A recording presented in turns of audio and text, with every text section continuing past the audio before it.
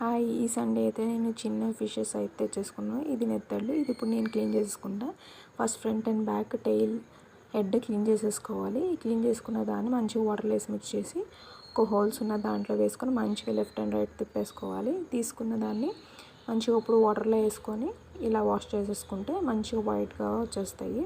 ఇప్పుడు నేను ఒక బౌల్లో 2 టేబుల్ స్పూన్ ఆఫ్ ఆయిల్, మిర్చి, ఇంకా కరివేపాకు, ఆనియన్ పేస్ట్ వేసుకొని మంచిగా మిక్స్ చేసేసుకోవాలి. ఇప్పుడు దీంట్లో turmeric powder, salt, ginger garlic paste, ఇంకా నెత్తళ్ళు వేసేసుకోవాలి. ఇప్పుడు మళ్ళీ chilli powder, salt, turmeric powder, garam masala వేసుకొని మంచిగా మిక్స్ చేసేసుకొని ఒక 5 మినిట్స్ తర్వాత 2 గ్లాస్ ఆఫ్ వాటర్ వేసేసుకోవాలి. వేసేసుకొని మంచిగా కుక్ అయిన తర్వాత గార్నిష్